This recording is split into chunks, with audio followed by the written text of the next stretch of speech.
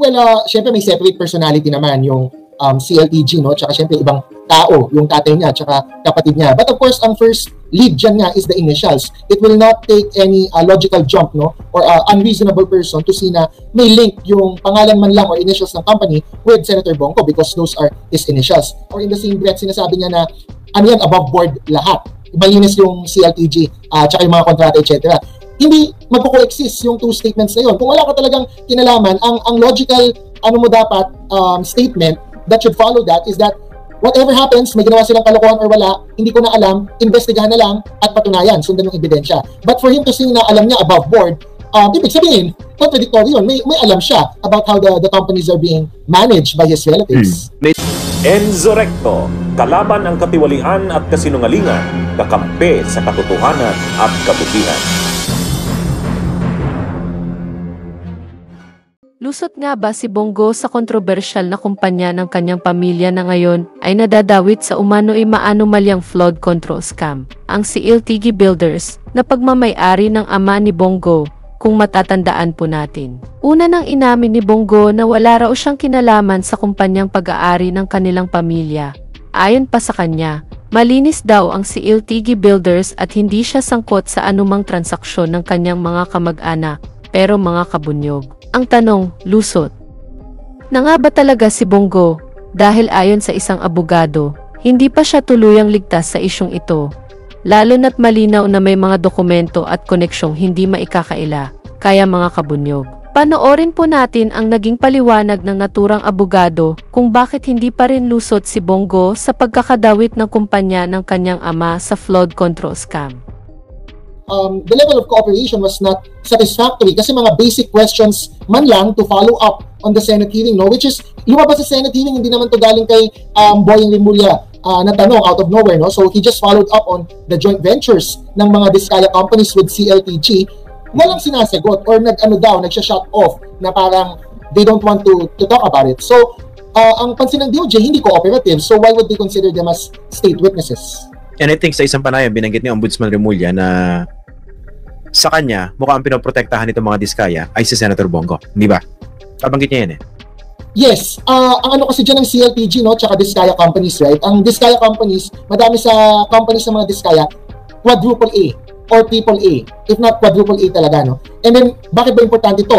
Because ang CLTG as a company has a lower parang net contracting capacity or hindi siya makakabid din sa mga mas mamahaling billions of contracts. So, kailangan niya mag-joint venture with the Diskayas. And ang sabi ng mga Diskayas, this is from the Senate hearing, right? Kaya maghihiraman ng lisensya or kaya usually nag-joint venture is para ma-access nga yung contract na hire. Tapos, babayaran ka na lang ng royalty or babayaran ka na lang ng parang fee dahil pinahiram mo yung license. So, doon pa lang like on a very basic level, no, legally, baka may sabit na kagad ang CLTG. If may bid rigging, if merong pahiram ng license, all of that, hindi yan kailangan masyado ng smoking gun. It just needs basic paperwork or documentary trail to show na nagpahiram or nag-bid rigging, no? So, yun, baka kaya concerned yung mga Diskayas in terms of talking about CLTG. It's because madadawit yung companies ng family ni Bongo.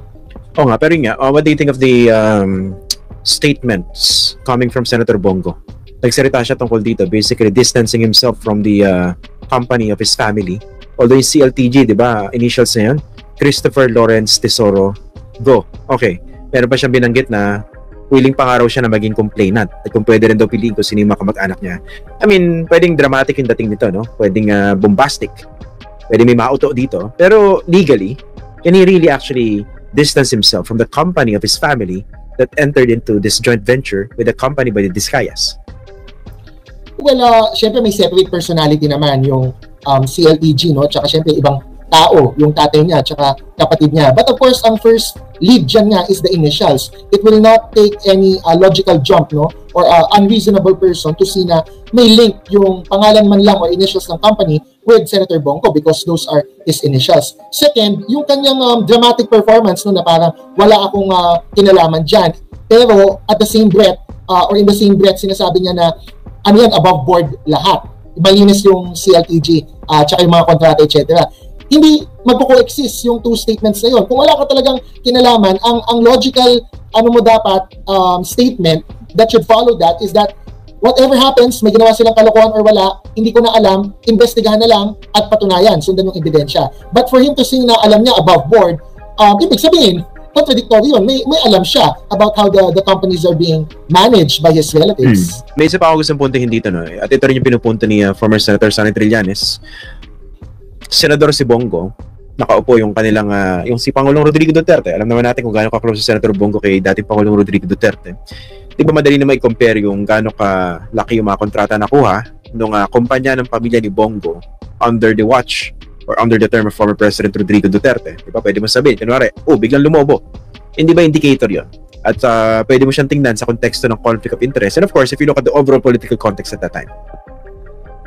Yes, madali namang makita kung nag-spike or lumobo yung number or amount of contracts awarded to CLTG. One, no? Second, given na na-explain na sa taong bayan yung modus na kailangan may proponent or merong backer, quote-unquote, sa insertions. And tapos, sabi nga ng mga Diskayas, halos lahat ng projects nila may SOP. So, kung ang joint venture nila with CLTG, walang SOP, parang hindi logical based on their own statement. So, pag i-combine mo yan lahat ng factors and context or circumstantial evidence, reasonable to think na merong kinalaman at baka merong nakukubra si Senator Bongo. But of course, kailangan pa din for this to stand really in court, no? There must be a witness who can directly say that Senator Bongo was the recipient of the kickbacks. Okay, so in that case, logically lang, no? Kung meron talagang problema rin sa kontrata, kung meron mang kickback na natanggap, edi kakailanganin mo yung tulad ng mga Diskaya para magsalita. Kaya ayan mga kabunyog, malinaw na hindi pa talaga lusot si Bongo sa isyong ito. Kahit anong palusot pa ang gawin o sabihin niya, hindi kayang takpan ng mga press release ang mga dokumento at koneksyon na unti-unti nang lumalabas. Sabihin man niyang wala siyang kinalaman sa kumpanya ng kanyang pamilya, paano nga kung mismong kumpanyang iyon ang nasasangkot sa maanumalyang flood control scam? Hindi ba't dapat lang na ipaliwanag niya ng malinaw sa taong bayan kung bakit tila paulit? Ulit lumilitaw ang pangalan ng kanilang pamilya sa mga proyekto ng gobyerno. Hindi sapat ang pagsabing wala akong alam, lalo na kung pamilya mo mismo ang kumikita sa mga proyekto ng gobyerno. Kasi mga kabunyog, kung talagang malinis si Bongo, bakit hanggang ngayon, wala pa rin siyang naipapakitang matibay na ebidensya na magpapatunay na hindi siya sangkot sa mga flood control deals ng CLTG Builders? Kung talagang wala siyang kinalaman, dapat siya mismo ang maglabas ng pruweba, hindi puro salita at palusot lang. Dahil sa panahon ngayon, hindi na sapat ang mga dinyang ebidensya ang kailangan. Sa panahon ngayon, hindi na ubra ang mga palusot ang kailangan ng taong bayan ay katotohanan at pananagutan, hindi drama at dinyal. Dahil kung wala kang tinatago, dapat ikaw pa mismo ang unang humihingi ng investigasyon. Kaya mga kabunyog, tutok lang tayo dahil mukhang ito pa lang ang simula ng mas malalim na investigasyon. At tandaan, walang lihim na hindi nabubunyag, lalo na kung pera ng bayan ang pinag-uusapan. Hanggang dito na lang po ang ating talakayan, mga kabunyog. Maraming salamat sa inyong patuloy na panonood at suporta. Hanggang sa muli. Mabuhay po tayong lahat at mabuhay ang mga Pilipinong gising sa katotohanan. Bunyog, bunyog, halikan na kasama ka. Bunyog, kapag buklod ay may pag-asa. Luzon, Visayas, Mindanao, isa ang pananaw. Sa bagong Pilipinas ang bunyog isisigaw. Bunyog.